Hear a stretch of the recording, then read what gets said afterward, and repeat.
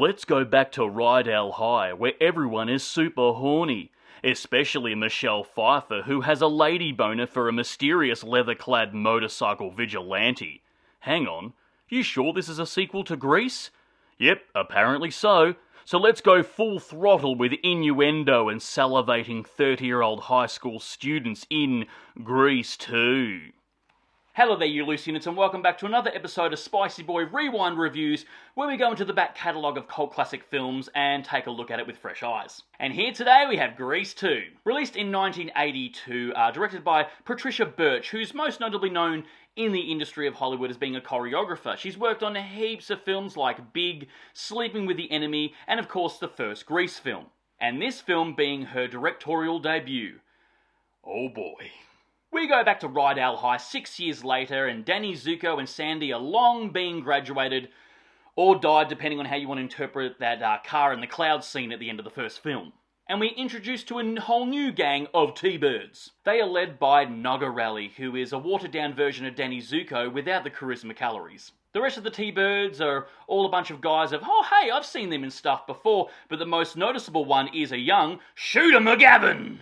And of course we have a whole new gang of pink ladies here, led by Michelle Pfeiffer, playing a character called Stephanie Zanoni. Then we are introduced to a new exchange student from London by the name of Michael here, and apparently he's Sandy's cousin, Sandy from the original film, because we have to have a tie-in with the first one, I guess. But wait, I spoke too soon, because Frenchie from the first film rocks up, because she's a beauty school dropout and she needs that high school diploma.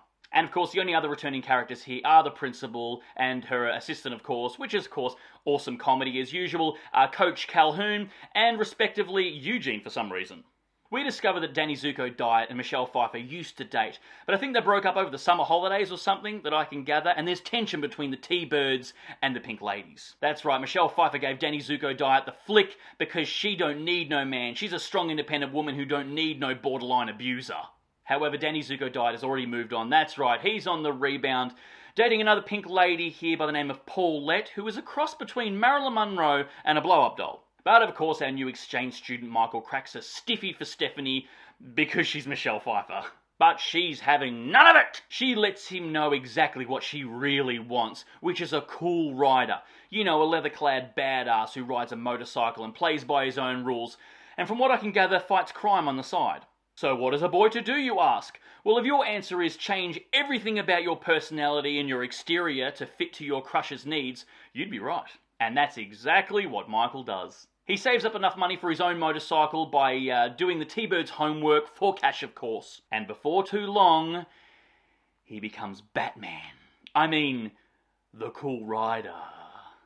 In the meantime, however, there is tension in the town between local gangs, the Scorpions and the T-Birds. And they're constantly feuding and fighting in the town. And they've all got the memo here that they all have to ride motorcycles in this film because they read the script. They don't need those stupid hot rods that Danny Zuko and Kaneki were so hung up on in the first film. But of course, our new vigilante, the Cool Rider, aka Michael, stops a rumble in the process, and for some reason it pisses off both gangs. They hate his guts because he's too cool and mysterious. Not Stephanie though, no, she gets a Stephanie stiffy for this Cool Rider, and she falls in love with her materialized fantasy. The movie then takes a bit of a turn and becomes a story of duality for Michael, tossing up between does he stay the Cool Rider because Stephanie seems to like it and, getting all the attention from her, or does he tell her who he really is? You know, that pesky conscience thing. It all leads to an epic what the fuck did I just watch climax, and one of the most well-funded high school talent shows that I've ever seen in history, and a very culturally insensitive luau. If your head hurts with the explanation of what happens in this film, that means you're sober. I don't know what drugs they were taking in the making of this film, but god damn it, I love it! And like the first Grease film, yes, this is a musical and we get all these original tracks, and how do they shape up? They are garbage. If you thought the sexual innuendo in the first Grease film was a little bit naughty and risque, well, strap yourself in because this goes straight past sexual innuendo and straight to full-blown penetration. You may get a concussion with how heavy-handed this film is with its sexual innuendo. We get songs like We're Gonna Score Tonight, Reproduction, and the Weinstein-esque performance of Let's Do It for Our Country. This film is all kinds of horny. This movie's a thirsty bitch. Someone give her some water.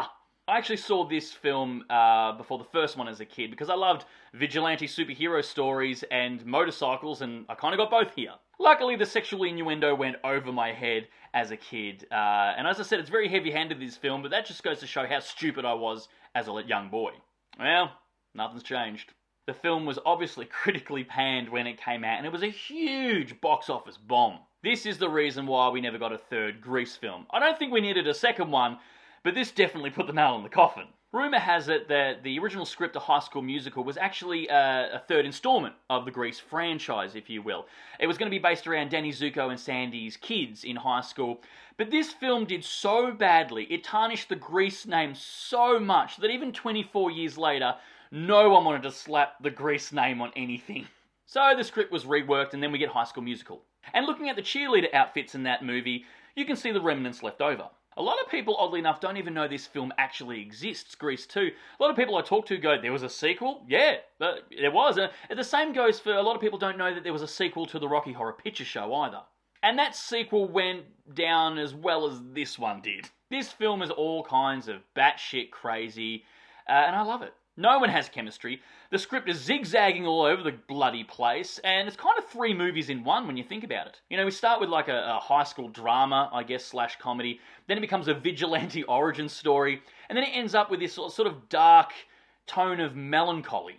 Luckily, Michelle Pfeiffer went on to have a really good career after this. It was a bit of an uphill battle for her, but apparently rumour has it that Al Pacino recommended her for Scarface. And rumour has it, when he brought it up to Brian De Palma's response was, "Not that chick from that god-awful Grease movie." But Al Pacino stuck to his guns. So the moral of this story is, for this movie, change yourself for your crush. Change everything about you, inside and out, and then hopefully your crush falls in love with you, and then you can reveal to them who you really are, and by then it's too late, they're already into you, and then you live happily ever after.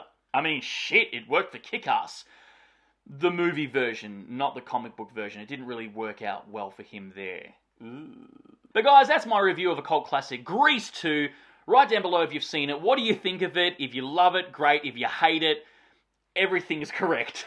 And of course, if you made it this far into the episode, please give me a thumbs up, because your love and support keeps me going, because I just love movies, and I assume you do as well. And of course, don't forget to hit that subscribe icon, because we give out episodes weekly, and we'll see you back here next week for the next review, and until then, stay spooky, kids.